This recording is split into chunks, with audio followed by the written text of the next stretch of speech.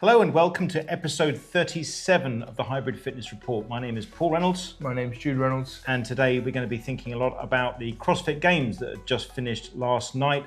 Also looking back at some recent HYROX updates and event, as well as the usual update on our training and outlook for the rest of the non-off-season off-season, which for Jude means racing almost as often as the season. So the non-off-season season is the latter part of what we're going to be thinking about. But first of all, thinking about CrossFit Games.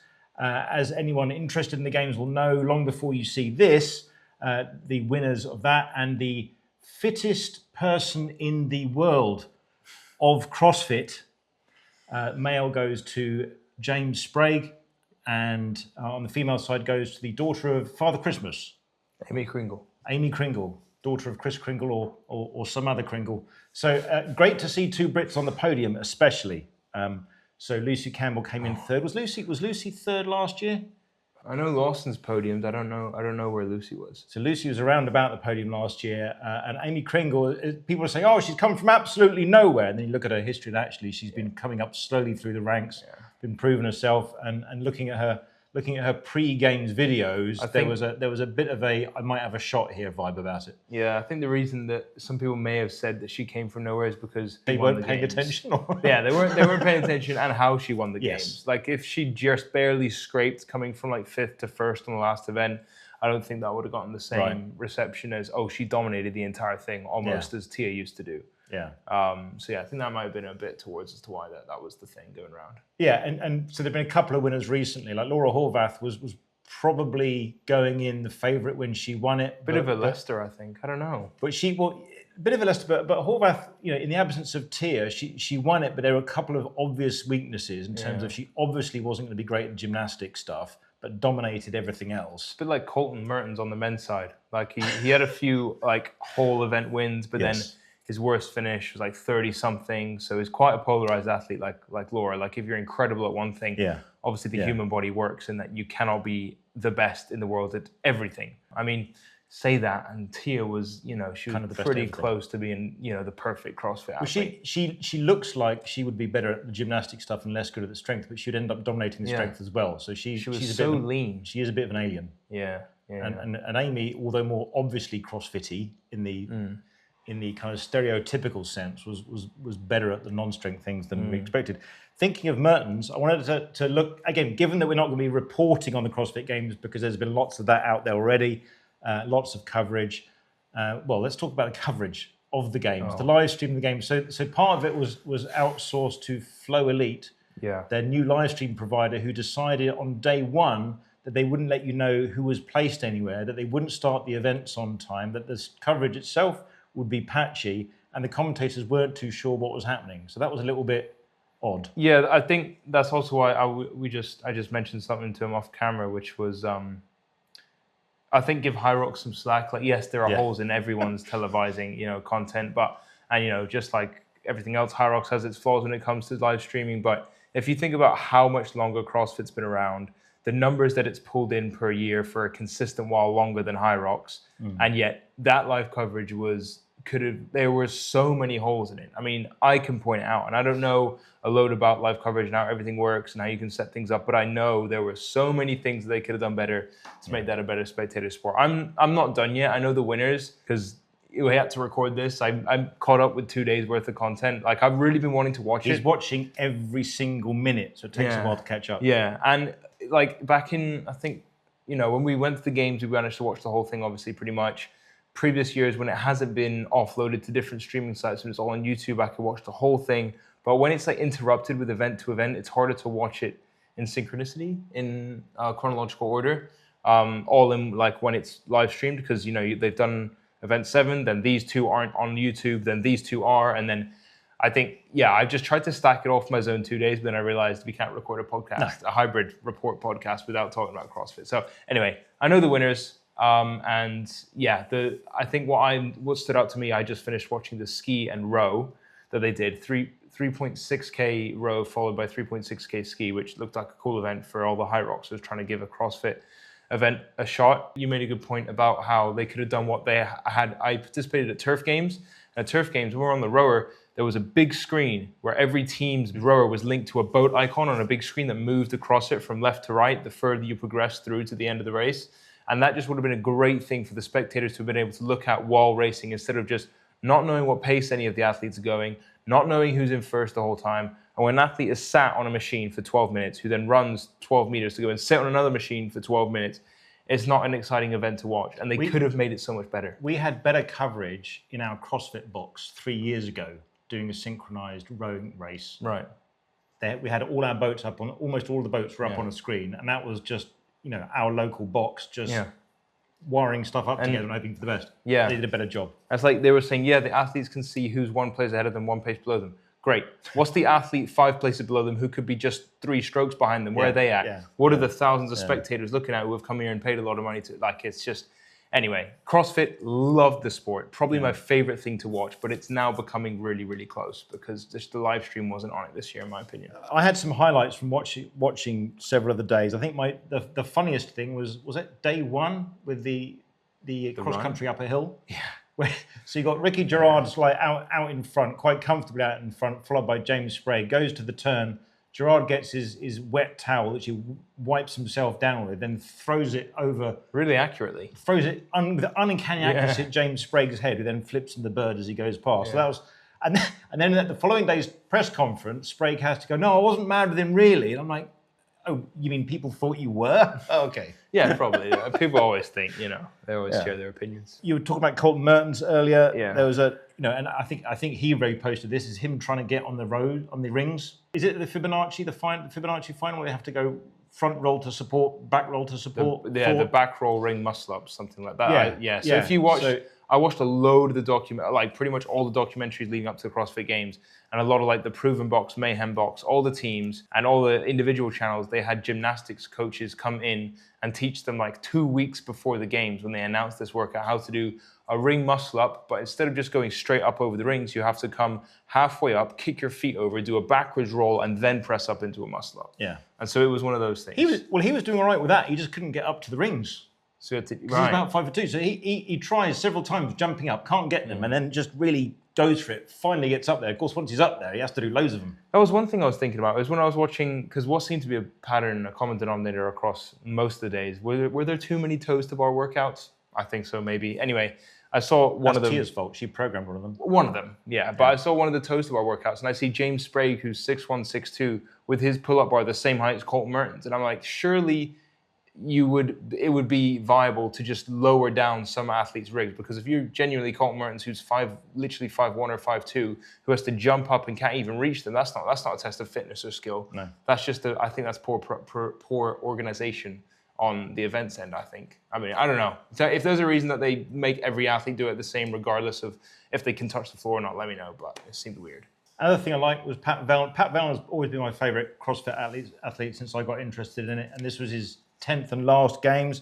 I liked the fact that he won 2 events. He's only won 10 overall in 10 years, but he won 2 this year. In an interview afterwards, he says he basically wins the new one. So another skill test they had this year. He won the triple. He won the deadlift. He won the deadlift, and he also won the triple unders. Triple under workout, yeah. He won the triple under, so the skipping workout. So I can do single unders, and if I try hard enough, eventually I'll be able to do a double under.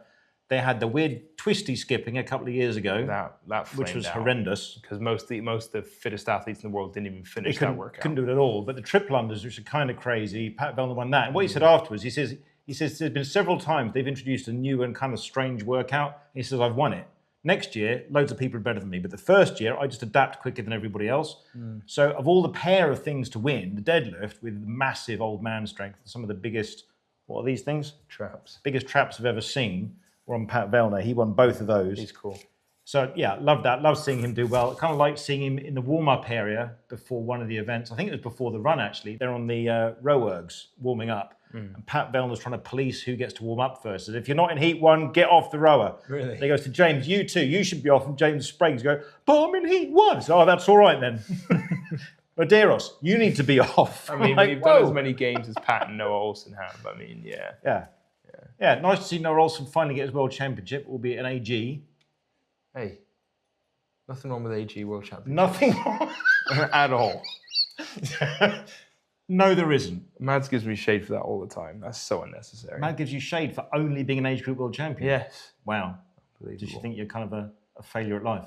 Yeah, it's just that one guy my age who's just better than me, who didn't race age groups. He's too good for it. Keeps reminding me. We'll just sit here stroking the world championship plate behind us. I think CrossFit did a really good job on there, and I'm wondering. I think that would be such a good idea if HYROX would do the same thing. It's like I said before. I watched a bunch of the build-up for it. CrossFit, the YouTube channel themselves, made documentation of like, I've forgotten it now, but it was lead up. I think it was 6 45-minute long documentaries covering all the athletes that have qualified. So I think 40 qualify. At least they used to. Is that still the case? 30. Or it's gone down to 30 now, is it? Yeah. So they've gone into every one of the 30s athletes, not in depth, because there are only, I think, 5 or 6 episodes that lead up to it, but go into each of them, how their training been is leading up to it, how they qualified for the games and everything. So I'm thinking that could be like a good source of like engagement for HYROX if at one point they do that sort of build up. Like they do 3 athletes in every episode, for example. It's like proper 45-minute documentary, how that athlete qualified for HYROX Elite 15 World Championships and their training and everything. I think that would be a good idea. Yeah, and they could start with some of the wacky off-season stuff people are doing. So half your competitors seem to be keen on running dozens and dozens of miles in a given time. So Venus has just run 70-something miles in some crazy race. I know Danny Ray's done another massive endurance thing. Lucas Parker's off running. That's what I got jealous of. 60 miles. Where you 60 kilometers. 60 kilometers. You popped in at the end of the 247 event just to. That was a cool event. Shout out 247. Pain cool. Everyone was in. But a lot of ultra running going on. Why are so many guys doing that? Because they came from doing training. Either they came from structured sports or they came from doing a lot of what they wanted. Like Ryland Shadegg, he came from OCR. And if you're an OCR athlete, the likelihood is you've come from doing a whole bunch of training, whatever you want. And also a big pattern in HYROX is people loving to do a variety of things. And so that's just like a general pattern I've noticed is when they get interviewed, it's, what do you like to do in the off season? They genuinely enjoy just doing something that isn't their specific training. And so just anything that's hard, but isn't extremely structured. And, that leads to the ultras, just doing hard things for the sake of it, which seems to be quite a fluent pattern in HYROX Elite 15. Doing a hard thing for the sake of it. So one of the hard things not quite just for the sake of it, that HYROX people are doing recently is going over to Delhi. So that was it a couple of weekends ago now, or a week and a half ago, was HYROX Delhi, where Richard Hynek and Fabian Eisenlauer and Sebastian Iverson, I keep wanting to say Stefan Iverson, ex-Spurs. How long ago was that? Ex-Spurs striker, only about 20 years, Jude. Okay. Yeah. So Sebastian Iverson all went over. I wonder how many of them, when they signed up, thought that there would be 3 big dogs going over there. Well, you say that, but I know for a fact there are multiple Elite 15 group chats, and all of them are Elite 15. Maybe not both solos and doubles, but they're all Elite 15 athletes. So I don't know. I think they would have known, because to make a trip like that and not know, I'd be very surprised. Well, you've had at least one instance of an Elite 15 guy turn up. I'm saying like they're in group chats together. Right. I obviously I'm not there yet. I'm not in those group chats. That's harsh. Not invited yet. So in that one, Richard Hynek came out on top. So he and of course, because everything is now points rather than merely placing, Richard Hynek walks away with 105 points, which takes him up to 22nd. In the rankings, that basically adds 9 points to where he was before. So he goes up. Right. So it takes him up 9 points and moves him up to 22nd place, which kind of solidifies him in the Challenger division. Sebastian Iverson, he came in second.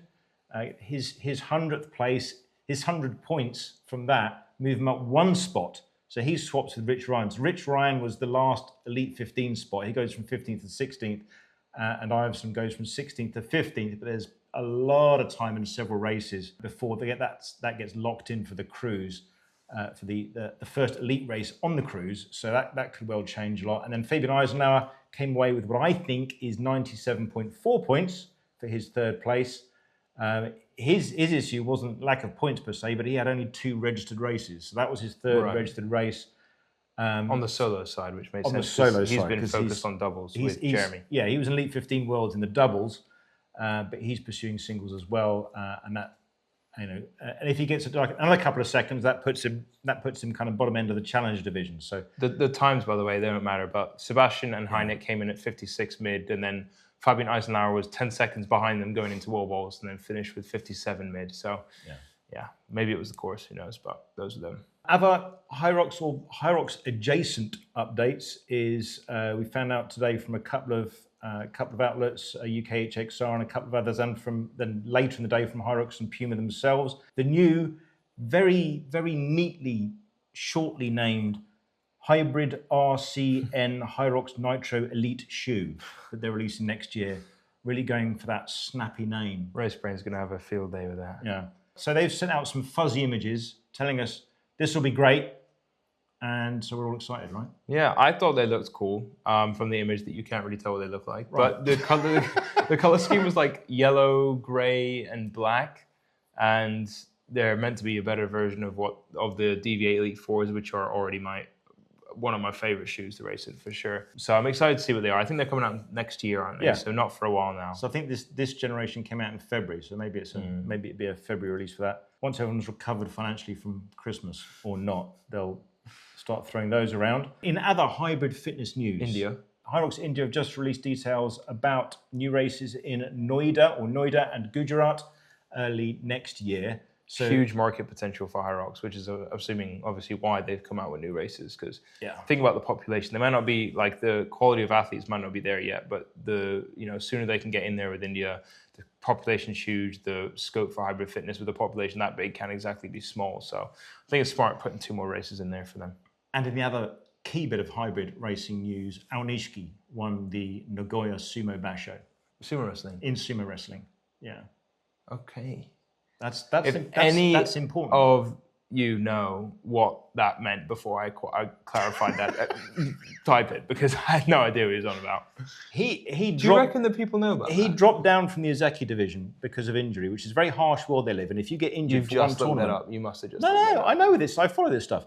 You get injured for 2 months and you can't compete in the next Basho, you drop an entire division, and it might take you months to get back. He just won on a really, really bad foot in a 3-way playoff on the final day, which is brutal because you win half these things, you get thrown off the ledge of the platform. I can't remember what it's called now. Dang it, blew it. Outfield. I nearly had it. Foul line. You get thrown into the outfield from a home plate. Dang it, no. So he doesn't know as much as they think he does. He doesn't know as much as they think, but he did beat Atamafuji and Kirishima in the playoff. I wouldn't be able to do that. And one of the key things he won was an enormous fish. So there's him posing with his team at the end, holding a giant fish. Dojo.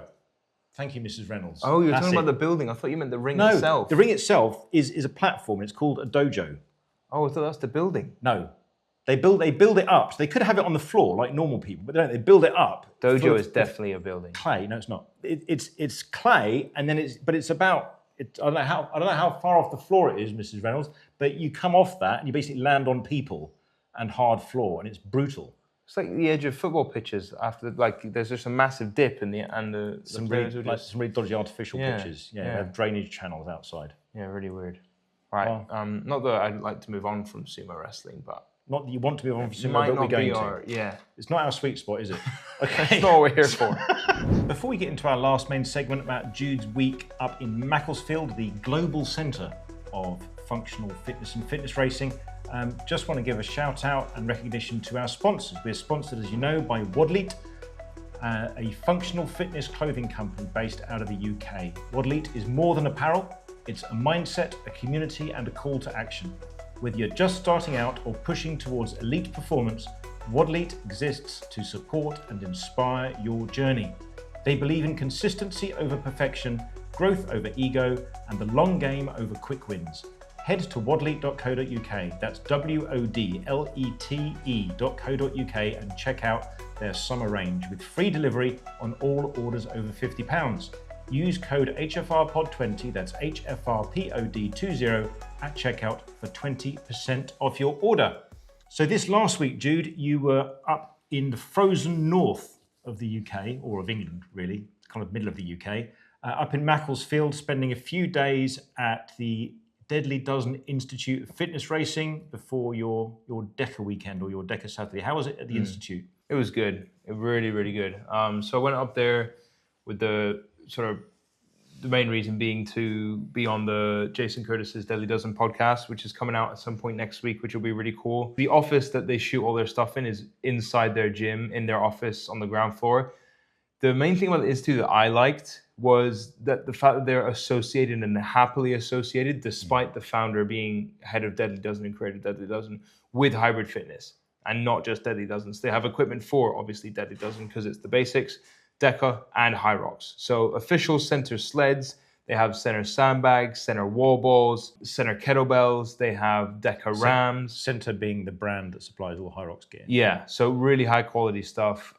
Absolutely loved it. So it's perfect place for me to train. So that's what I look for every time I go to a gym is, the basics for HYROX. Does it have a sled? Does it have C2 machines? Which it does as well.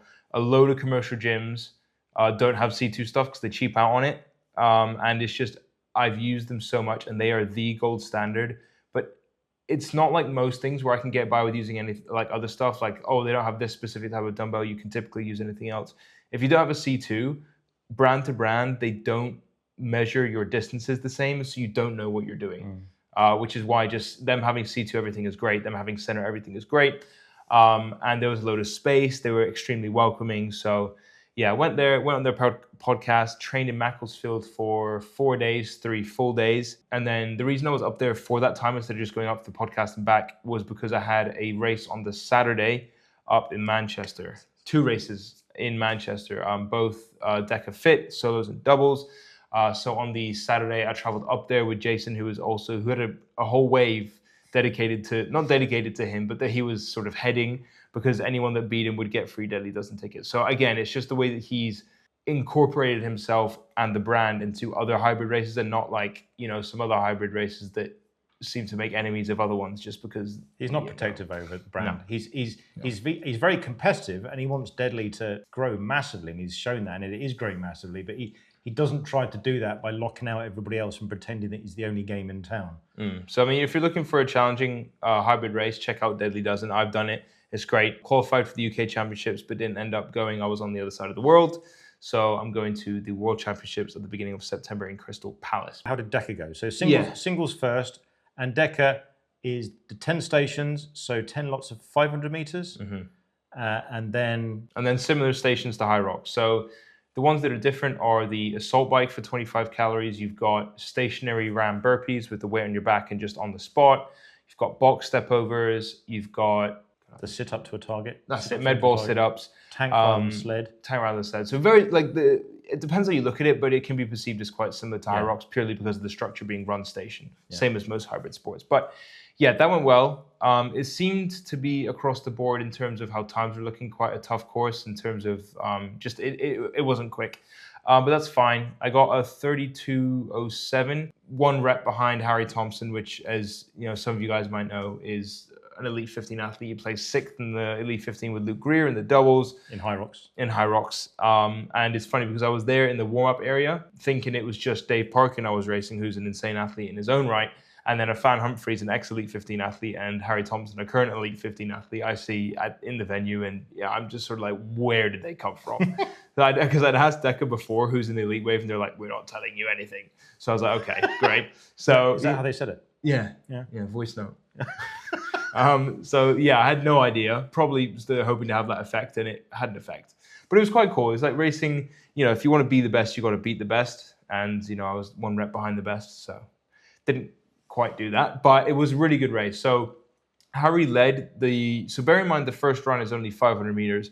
I think he beat me into the first station by 20 odd seconds. I think if you watch it back, because my friend and Ian from UKHXR live streamed it. And yeah, I think he beat me by 20 seconds, which is about 40 seconds per kilometer pace quicker than me. That was bad. On that first run, which was just nuts. So Harry took it out and led for the entire race pretty much. My stations were good. So my stations... Afan was in second behind him for the first half.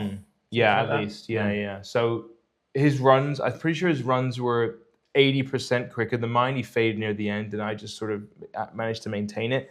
But my stations were quicker than his, I think partly due to the fact that it was his first race and Deka in terms of technical ability requires a little bit more than HYROX. The stations are shorter.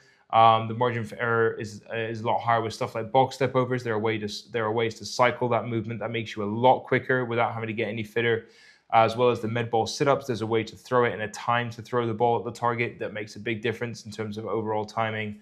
So, I mean, if Harry fixed a few things of those up, he would have done much better with his time. But I had some sort of personal technical issues as well before. Some plumbing issues. Yeah, before and during and after both my races, actually. So, yeah, it wasn't the best. A few reps that I did were missed by, judges and stuff. But, I mean, that's part of racing. You just have to not let it affect you. Because if you let it affect you, maybe I slipped from 2nd to 5th. And then it's like you look back and, you walk away with this super disappointed. But either way, no race is going to go perfectly. So definitely things in which my own fitness needs to improve. So again, as always, I noticed my running needs to get a bit quicker. But a little bit of praise for myself is that my RAM burpees, which is essentially a devil's press with a long spherical weight, went way better than it normally does. Cylindrical weight went a lot better than it normally does, because that's all about lever length. It's burpee to the floor on top of the weight, and then you press it directly overhead. The taller you are, the longer you have to go, the slower it is. But those are really quick for me. And anything burpee-esque is usually a weakness.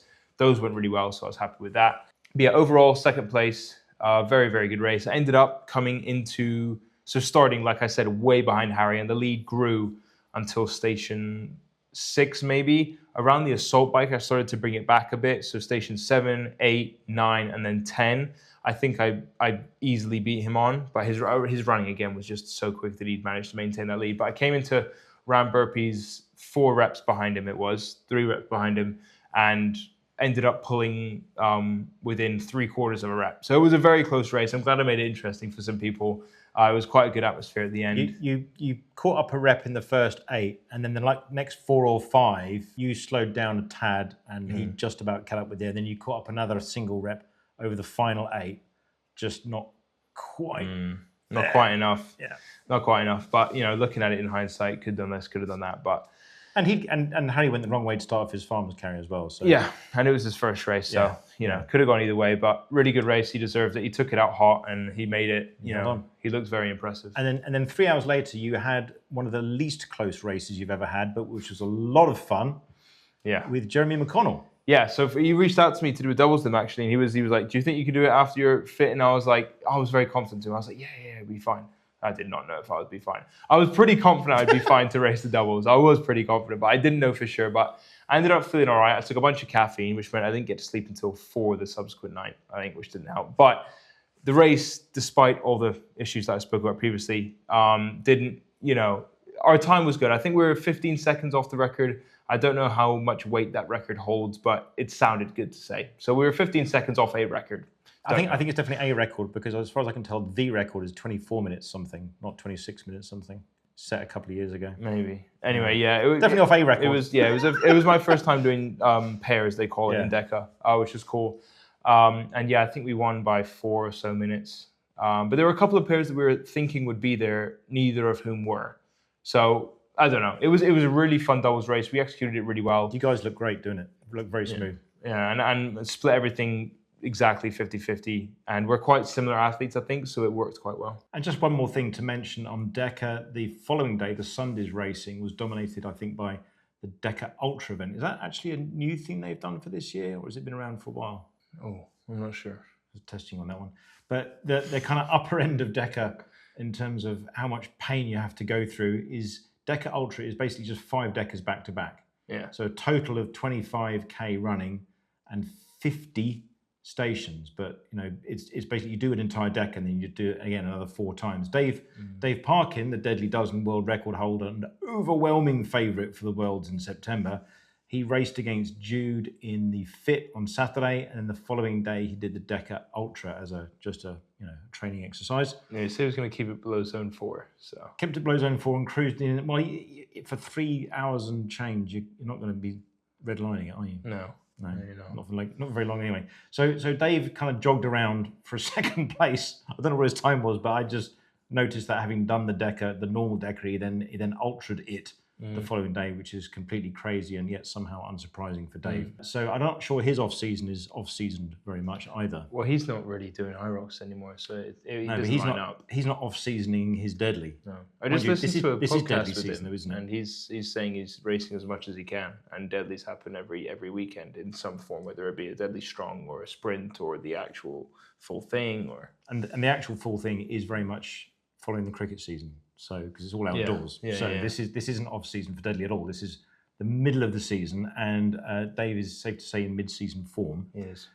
So yeah, I wouldn't say that the world's in a month and a half is a foregone conclusion, but it is a foregone conclusion. If nothing bad happens, it would kind of be an injustice if Dave didn't literally and metaphorically run away with that. So well done, Dave, on another ridiculous performance. And so that seemed to be a very successful Deka weekend overall in Manchester for the brand and the whole event. It's a great venue. So that seemed to go really well. Next up for you is a week abroad not competing, which is an odd weekend for you.